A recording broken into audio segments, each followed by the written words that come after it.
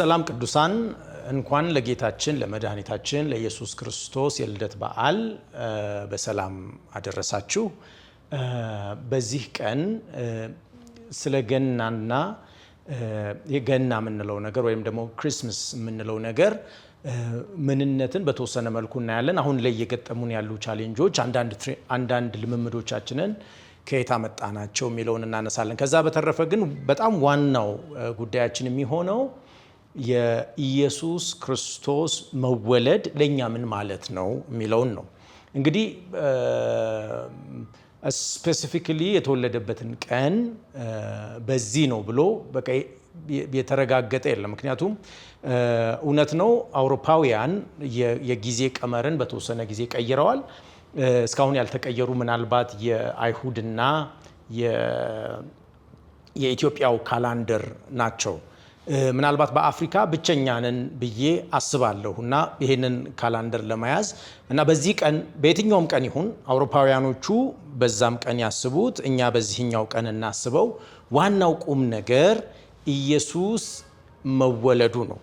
ስለዚህ የኢየሱስን መወለድ በምናስብበት ጊዜ የሚታሰቡ ብዙ አይነት ልምምዶች አሉ። አሁን ለምሳሌ የገናን በዓል ያው በተለምዶ ገና የምንለው የጌታችን የመድኃኒታችን የኢየሱስ ክርስቶስ የልደት በዓል ስናስብ ብዙ ልምዶች አሉ።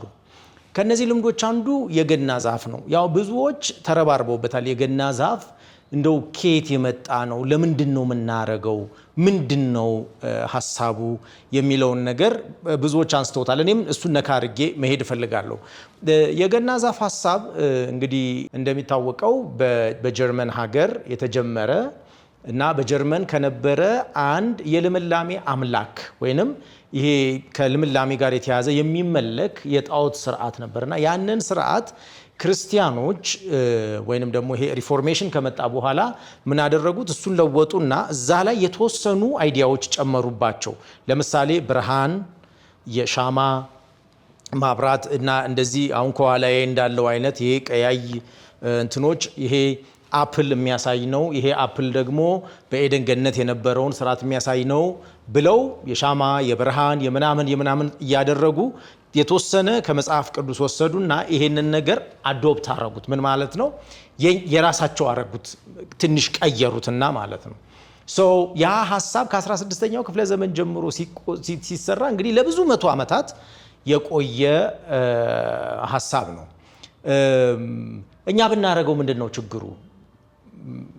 እንግዲህ ሩቱ ወደዛ የሚሄድ ከሆነ አንዳንድ ሰው ያንን ሩት በጣም ይቸግረዋል። አሁን እንደው መነሻው ንጹህ ካልሆነ ለምንድን ነው ይህንን ነገር የምንወስደው የሚባል ነገር ይመጣል በአንዳንዶች ዘንድ። እውነት ነው። ከዛ ደግሞ ሌሎች ደግሞ ምን አመጡ? አይ አሁን እኛ እንደውም መስራት ያለብን ግርግም ነው የሚል እንትን መጣ።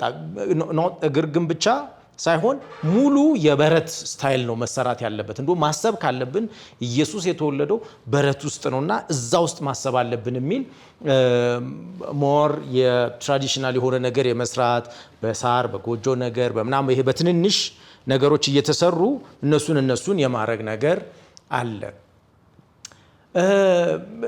እንግዲህ ይሄ እንዳለ ሆኖ አንዳንድ ጊዜ እኛው ራሳችን ደግሞ አንዳንድ ፕራክቲስ የምናደርጋቸው ነገሮች አሉ። ለምሳሌ ቀይ መልበስ፣ ቀይ የገና አባት እነዛን የሳንታን ልብሶች መልበስ ምናምን የሚል አይነት ነገር አለ እና የገና አባት የሚለው ነገር ይሄ በጣም ሲሪየስ ነው። እኔ እንደውም ዛፉም እንደው ልናረገው እንችላለን፣ ብዙ ልንከራከርበት እንችላለን፣ ልነጋገር እንችላለን። አንድ አዶፕት ካደረግነው በኋላ ዋናው ኢየሱስን ያሳስበን እንጂ ይሄኛው መሆኑ ብዙ ችግር የለውም ልንል እንችላለን። እስቲ ልንቀበለው እያልኩኝ አይደለም፣ ልክ ነው እያልኩኝም አፊርም እያደረግኩም አይደለም። ግርግሙንም ኢየሱስ በበረት ነው የተወለደው፣ እውነት ነው፣ ሲምቦላይዝ ያደርጋል፣ ያንን ልንል እንችላለን። እኔ ግን የገና አባትን ለምን እንቀበላለን? ይሄ የክርስትና ሪል አንቲቴሲስ ነው፣ ተቃራኒው ነው፣ ግልባጭ ነው። ለምሳሌ ኢየሱስ መወለዱን በምናስብበት ጊዜ ውልደትን ስናስብ ማሰብ ያለብን ምንድን ነው? ልጅ ነው አይደለም እንዴ ካሜራማኖች? ልጅ ነው። ግን ምን ያደርገዋል? ልክ ገና ሲባል የገና አባትን እንድናስብ የኢየሱስን ሰው መሆን በድንግል ማርያም ማህፀን ውስጥ ማደር በዚያም መወለድ በድንግልና መወለድን የሚያህል በጣም ጥልቅ ጠንካራ ሐሳብ ከማሰብ ይልቅ አንድ ሽማግሌ ከረሜላ የሚሰጥ ሰው እንድናስብ እንደረጋለን። በጣም መታሰብ ካለበት እንደውም መታሰብ ያለበት እኔ የግርግሙን ኮንሰፕት ሰማው ፑሽ ብናረገው ብዬ ማስበው ቢያንስ የልጅነቱን ጉዳይ የተወለደበትን ቦታ ለኛ ሲል የሆነውን አምላክ ለኛ የሆነውን የምናይበት የተወሰነ መንገድ ስለሚያሳየን otherwise የገናን አባት የምናስብበት ቀይ ለብሰን ጺም ያለው አርገን even sometimes in the church የቤተ ክርስቲያን መድረኮች ላይ እንደዚህ አይነት ድራማዎች ሲሰሩ ምናምን ልጆችን ያንን አስለብሰን የገና አባት አርገን ቀይ ኮፍያ አርገው ሲዘምሩ ምናምን እናያለን። ለምን?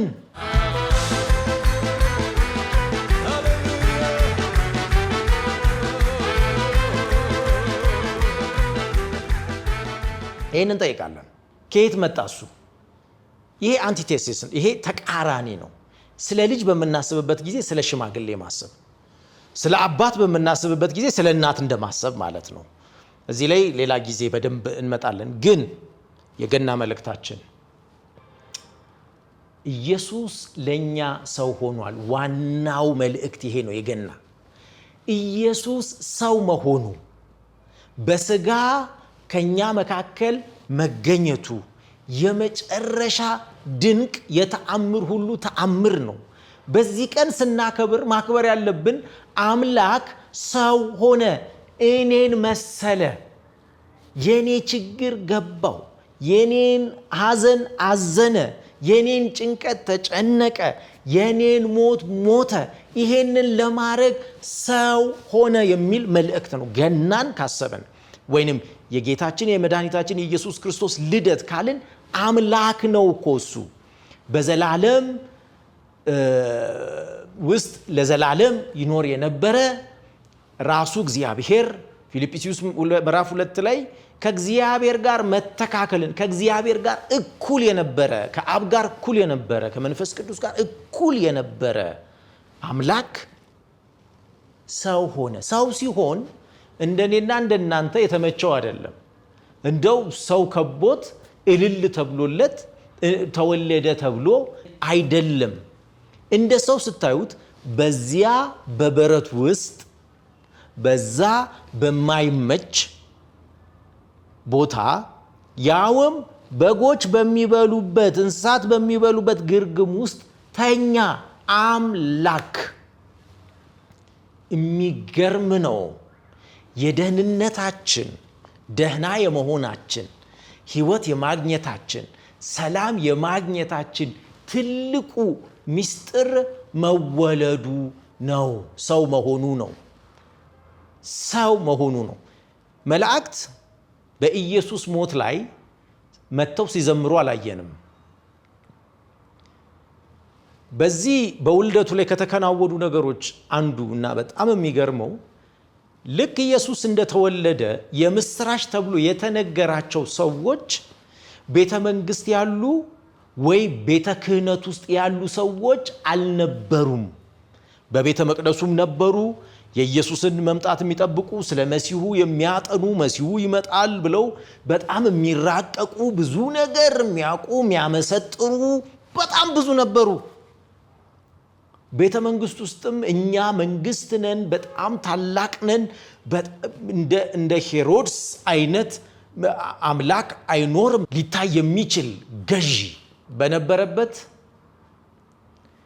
ኢየሱስ በበረት ተወልዶ የተነገራቸው ሰዎች እንደኔና እንደናንተ ማንም ከቁብ የማይጽፋቸው በምድረ በዳ በግ የሚጠብቁ ውጭ የሚያድሩ እረኞች ናቸው። እና ለእረኞቹ የተነገረበት መንገድ ኦርዲነሪ አይደለም፣ የተለመደ አይደለም። በሰው አይደለም እግዚአብሔር የላከባቸው። እግዚአብሔር መላእክት እንዲዘምሩ ነው ያደረገው። መላእክት መጥተው የነገሯቸው መልእክት የሚገርም ነው። ዛሬ በዳዊት ከተማ መድኃኒት እርሱም ጌታ ክርስቶስ የሆነ ተወልዶላችኋል። መድኃኒት ነው እርሱ፣ የተቀባ ነው እሱ፣ ጌታ ነው እሱ ብለው ነገሯቸው። አትፍሩ። ምንም የሚያስፈራ ነገር አለ? እኛ ልናስፈራችሁ አይደለም የመጣ ነው። ለኛ አቴንሽን እንድትሰጡን አይደለም የመጣ ነው። እኛን እንድታከብሩ አይደለም የመጣ ነው። የመጣ ነው ለአንድ ጉዳይ ነው። እርሱም መድኃኒት ክርስቶስ ጌታ ተወልዶላችኋል። እንደኔና እንደናንተ ላለ በቤተ መቅደስ ውስጥ ብዙ ቦታ ለማይሰጣቸው ለነዛ ነው የተነገረው። ለነዛ ሲነገር መልአኩ ከነገራቸው በኋላ የሚገርማችሁ ሌሎች መላእክት መጥተው ዘመሩ ይላል። ምን ያህል እንደሆኑ አላቅም። የመላእክት ዝማሬ ምን እንደሚመስል አላቅም። ግን ከዝማሬያቸው እዚህ ላይ ተጽፏል። ክብር በአርያም ለእግዚአብሔር፣ ሰላምም በምድር ለሰው በጎ ፈቃድ። ለእግዚአብሔር ክብር ይሁን፣ ለሰውም ሰላም ይሁን። ይኸው እግዚአብሔር የመጨረሻውን ውድ ስጦታ ሰጥቷችኋል። ኢየሱስ ይባላል። ያንን ኢየሱስ ለእግዚአብሔር ክብር በአርያም ይሆናል፣ ለእናንተም ሰላም በምድር ይሆናል። ኢየሱስ ካደገ በኋላ ሲያስተምር እኔ ሰላሜን እሰጣችኋለሁ፣ ሰላሜን እተውላችኋለሁ አለ። እኔ ሰላም እንዲሆንላችሁ እንዲበዛላችሁ ነው የመጣሁት አለ። ገና ይሄ ነው። ኢየሱስ ተወለደ። ሲወለድ ማንም ሊያስጠጋቸው፣ በእውቀት ማንም ሊያስጠጋቸው፣ በስልጣን ማንም ሊያስጠጋቸው ወደማይችል ወደ ደካሞች ሄደ። ለደካሞች ደግሞ ኦርዲነሪ ባልሆነ መንገድ ተነገረ። ያ ኢየሱስ ዛሬ በአብ ቀኝ ስለ እኔና ስለ እናንተ የሚማለደው ኢየሱስ ነው። ዛሬ ኢየሱስን አሁንም በግርግም እንዳለ፣ አሁንም ሕፃን እንደሆነ፣ አሁንም ትንሽዬ እንደሆነ ማሰብ ትክክል አይደለም።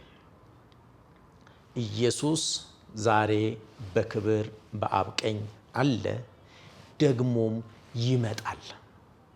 አሁን ሲመጣ የመጣበትን ለኛ የሆነውን የምናስብበት ቀን ነው። እውነት ነው። በጣም በተዋረደ፣ በጣም ዝቅ ባለ፣ እኔና እናንተ እንኳን ባልተወለድንበት ሁኔታ ተወልዷል። ለኛ ስራውን ጨርሷል። ለኛ አሁን በአብ ቀኝ ስለኛ ይማልዳል። በምኑ? በክብሩ። በአብ ቀኝ ኃጢአታችንን ይቅር ይላል። ከአመፃ ነፃ ያወጣናል። ከበደል ነፃ ያወጣናል። በሱ በኩል ብቻ ወደ አብ እንድንሄድ መንገዱን ከፍቶልናል። ያንን እናስባለን። ዛሬ ገናን ስናስብ ለኔ ተወልዶ ስራውን ጨርሶ በአብ ቀኝ ያለውን ኢየሱስን አስባለሁ እንጂ ዛሬም ወይኔ ተዋረደ፣ በከብት ተወለደ ብዬ የማልቀስ ነገር ውስጥ አልገባም። ዛሬም ሕፃን ነው፣ ዛሬም በእናቱ እቅፍ ነው ብዬ እንደዚህ ያለ ታላቅ በደል በአምላክ ላይ አልፈጽምም።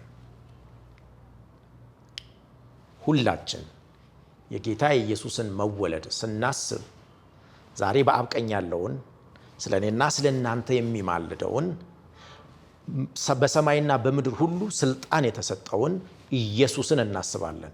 ስለተወለደልን ሰው ስለሆነ እናመሰግነዋለን። ክብር ለስሙ ይሁን።